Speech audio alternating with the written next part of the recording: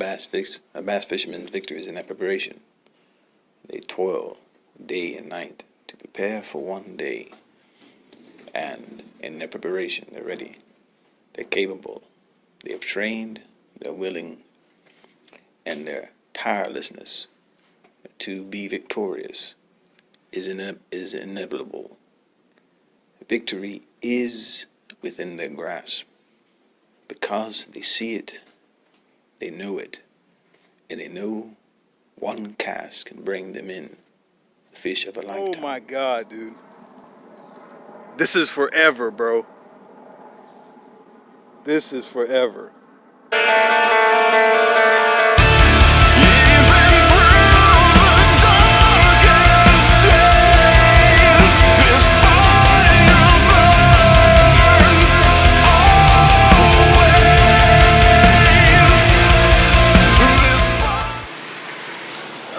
Hey, what's up, guys? How you guys doing today? I just stopped at the gas station, gassed up.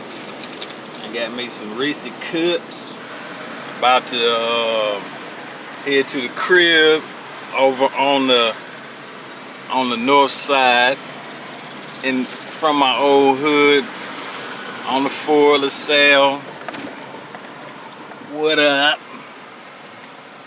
About to pop the rod because I got off work early today, and so we're gonna take advantage of this great, time I got left to do some good old bass fishing and let people come into this fishing life and what it's like, every day to day for us bass fishermen. We try to do as much bass fishing as possible as a bass fisherman, because that's what we do. We've always had that passion for it. For me as a kid, I always had that passion for it as a kid. It's always been that thing that's always stuck with me all these years. Finally broke it in 5 years ago. Bought my gear.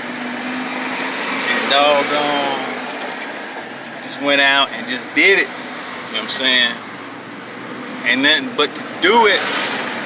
So yeah, man, it's an everyday thing. You try to find out different ways to catch fish. I mean, besides working, if bass fishermen were not working, we'll be fishing as a full-time job, like my boy Scott Martin them. I mean, it'd be like, wake up, fish for 4 hours, get a check, That'd be a great lifestyle one day, when I put these work hands down and just doggone fish, when I get older, But until then, days in between, do what we gotta do as bass fishermen. The opportunity comes, like today. Got off work early, go pop the rod. And so gonna get geared up and just go out and just throw the Colorado blade. That's my signature bait, and also the KVD Strike King perfect plastic swim bait. And we're gonna go do it up and just enjoy this great day of bass fishing opportunity while we got it. We got a couple hours, kick back and throw the rod. So excited, as we always are. We're always optimistic. Bass fishermen are always optimistic. We always see the silver lining, what I'm saying? So we always see the silver lining in everything. we're always looking for that big catch. If you're a bass fisherman, you know what I'm talking about, man. It's always in your mind, like, I'm gonna catch that big fish today, that double digit, and get it popping, take some pictures, you know, film. That's gonna be around until I'm dead and gone, and I'm like 80 years old, and say, remember when I caught that fish back in 2020, boy, that was a big largemouth bass, man, and it was humongo. It was craggy, it was big, it was giant. It was just out of this world, galaxy, Pluto, neutron type of thing just happened, and it was just popping. So that's our mindset when we talk about fishing, man. It's us optimistic. We always look for the silver lining, and we always take the opportunity every chance we get. Because what we do, baby, what we do. So I'm headed back to the crib, grab the gear, and get ready to pop some rods and catch the biggin, boy.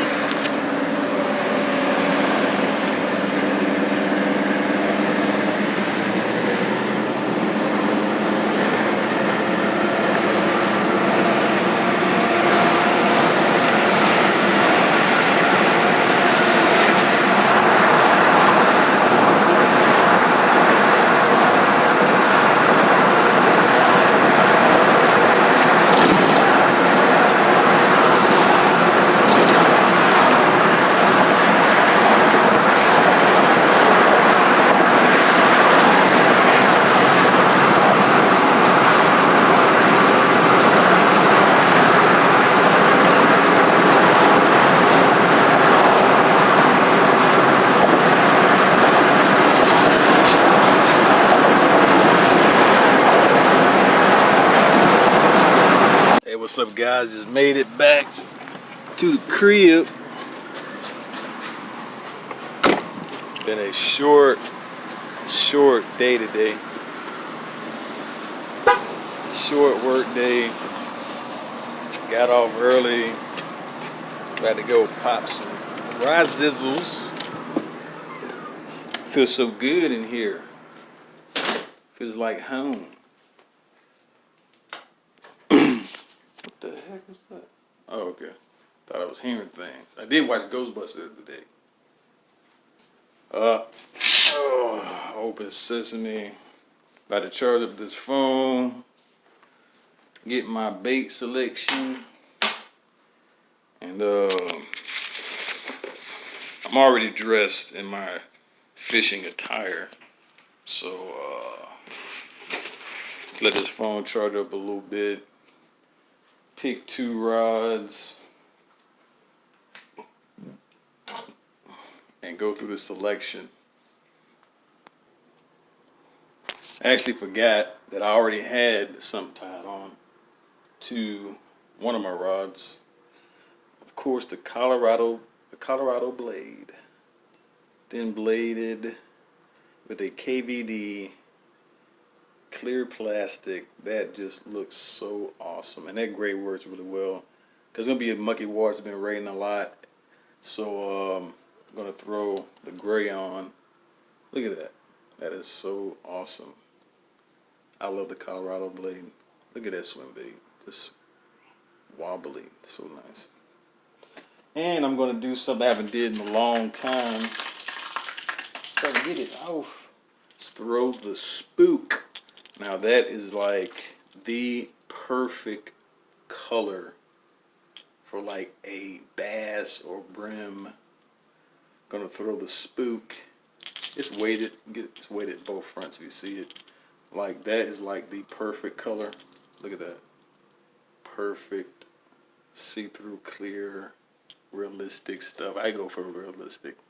It's nothing like throwing realistic baits because you know the fish is going to recognize that a lot faster and a lot sooner than some, you know, fake imitation painted on stuff. So, okay, I locked my door. So we're gonna go ahead and get that all tied up and situated, and let this phone charge to about 40%. Probably watch something. They always have good shows on here for some reason. It's always the most popular show. The last time was Ghostbusters 2. They showed Ghostbusters 1 and then 2. Crazy, man. So we're gonna put on the perfect spook. Of course, Colorado Blade. I'm just gonna be like, I'm a speed dash, man. You know, Colorado Blade. You know, that's the type of bait that covers a lot of ground. If you saw my other, okay, I can't see no light. You saw my other videos. You know, Colorado Blade covers a lot of ground. That's one of those baits where you can break down a bank really quickly. You know, if you use the pie technique, if you scroll down to my videos, I talk about breaking down the bank. I have 2 videos on that. Breaking down the bank, and this is a perfect bait to do that. You know, it's a fish bait, plus it's mucky water. You can take it and pie that thing and just launch and just go around using that technique all the way around and cover a lot of bank, a lot of areas. You don't have to waste a lot of time because you just launch it to the other end and pull it on back. So gonna let this phone charge up a little bit and get geared up and ready to go and do what we fishermen do, man. We bass fish. This is what we do. Where we spend our time. 4 hours. More time, dude. Like, just throwing a rod. It doesn't make any sense when you really think about it. But if you don't think about it, it's bass fishing. But if you do think about it, it's a guy with a rod trying to catch a 10-pound bass on like the weirdest stuff, like Colorado Blade. So don't think about it, then you're bass fishing. But if you do think about it, it's like weird, out of this space, out of this world galaxy.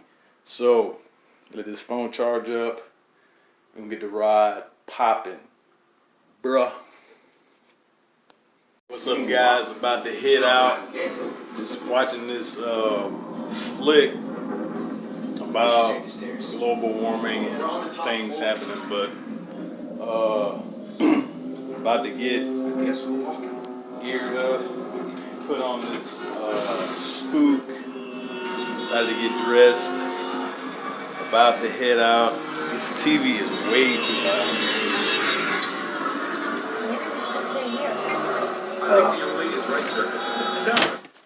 Oh, way too loud, TV. So about to get geared up and about to head out and get things ready. All right, guys. This is I've never shown this on TV before, but this is called the Gorilla Kong knot. I'm gonna take this off. This is a little something that some old school that I put together. Get this at Walmart. Little bug thing. I usually put a nail through it, and then take this rig hook and just float this bad boy in the water. Very good, realistic bait. Suggest using it, but I'm going to show the gorilla knot on the spook. Now, this knot is very powerful.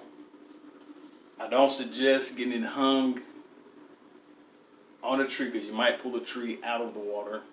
I pulled gigantic branches out of the water on this Gorilla Kong knot. That's what I call it. Works very efficiently.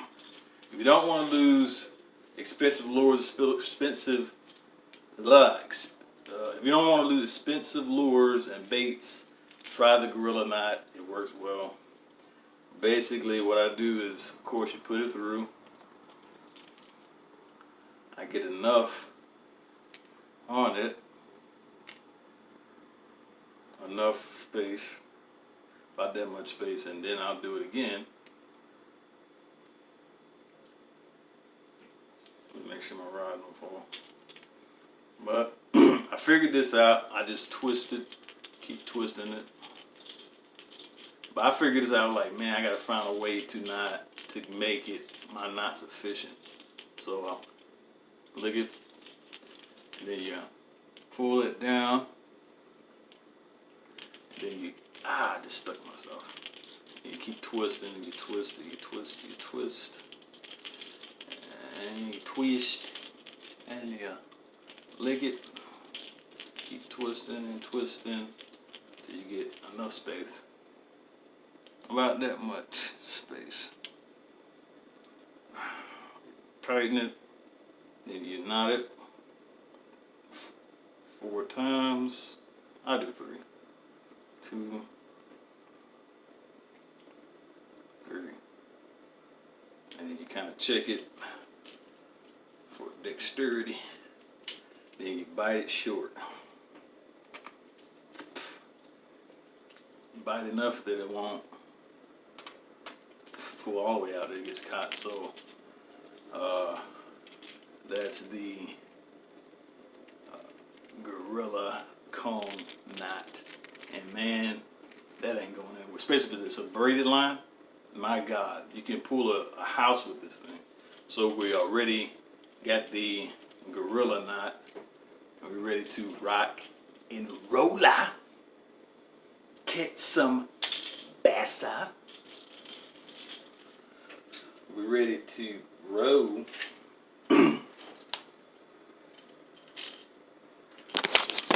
Right. Let me pocket all this stiff. Ugh. You know, I might as well just leave. Okay, this is a great place to leave it. Because I never use all this stuff anyway. So, stack is there.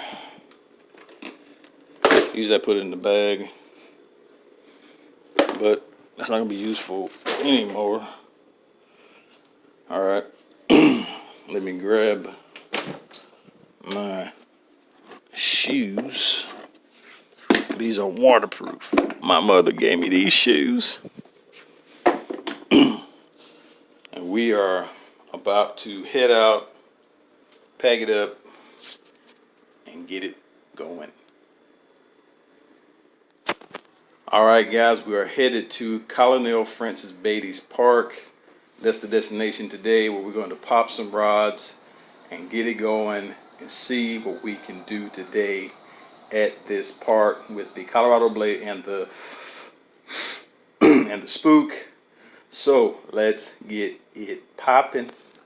Guys, we are here at the park. We're gonna see what it do today.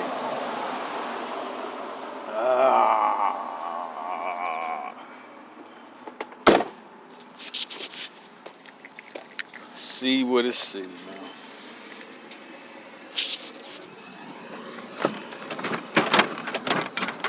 Oh, got the rods ready. Head cam ready. And we gonna see what it do, man. What it do? What it do? We're gonna head to this special point. Oh my God, I almost broke my rod in half. I'm headed around to this special point that I like to come to. Open water, no grass, just straight up lure action. All right, the head cam is properly mounted. Can you see my hands? 1, 2, 3, 4. Can you see 5? Okay. We're gonna start off with the spook. Okay, if I can get it off. Look at this. This is what happens when you bass fish. Get all this tangled up crap. Okay. We're gonna start off with some spook action and some of this real shallow water right here. Most of the time, the sun's going down, the bass are moving close because they want to pick off some of the wandering, lingering meals. So we're gonna cast to that far side right over there. Let that settle down a little bit. Spooks, I'm gonna have to practice this a little bit because with spooks, it's all about movement and motion. And this is a perfect area right here for You know, like I said, you know, this time of the day, the bass are getting back into feeding. It's almost around 7 o'clock. So, you know, all the bait fish are moving up closer, so the bigger fish are moving closer as well. So what I'm doing is just covering this little section right here and just walked it, if I can remember. There it is.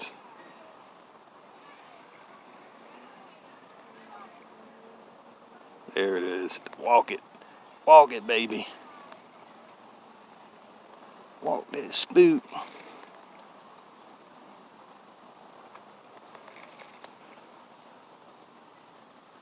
I mean, you gotta be like, god darn MacGyver with this spook.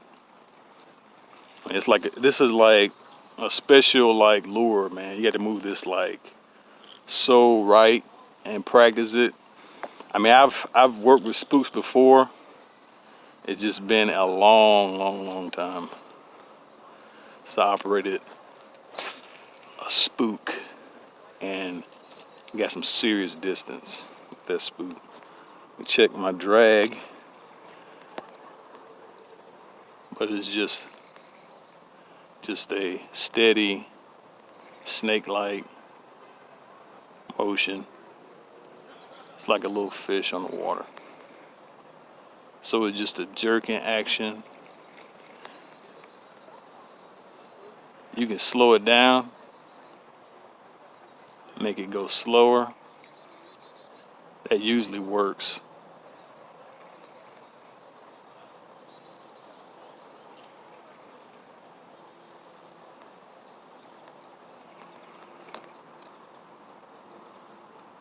So he's gonna mess around with the spook.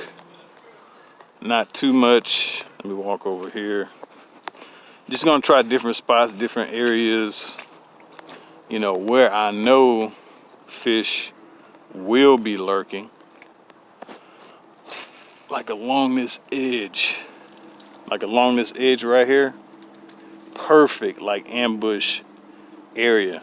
Because these fish know that these smaller fish are trying to get away. So it's just a little jerking action, man.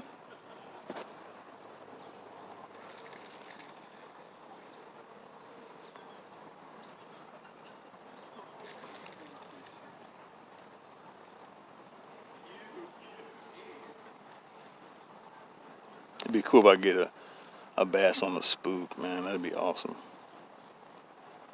But it's just simply just walking it, just jerks. If you see my wrist, it's just like little subtle jerks with the rod. And there's some good old spook action. I'm gonna launch it deep. That's not what I wanted. Just cover a couple spots.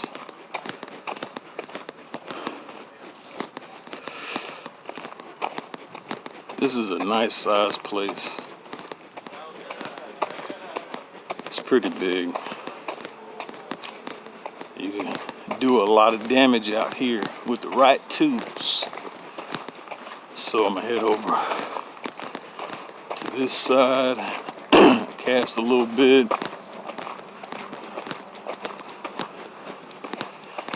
This is what we do, man. Bass fishermen, man. We hook up our line and we head out for the biggin. I always talk about going for the kraken. I gotta break double digits. I've come close to double digits, but I didn't get it. I've hit like 8 LB, largemouth, 7s, but I haven't hit the big one. Just want to hit this spot right here. Let me see. Always be careful, because you never know. A big boy might be lurking. So I'm gonna throw the Colorado blade. I see some small fish. hopping. That's a big swirl. So I'm gonna try to be stealthomite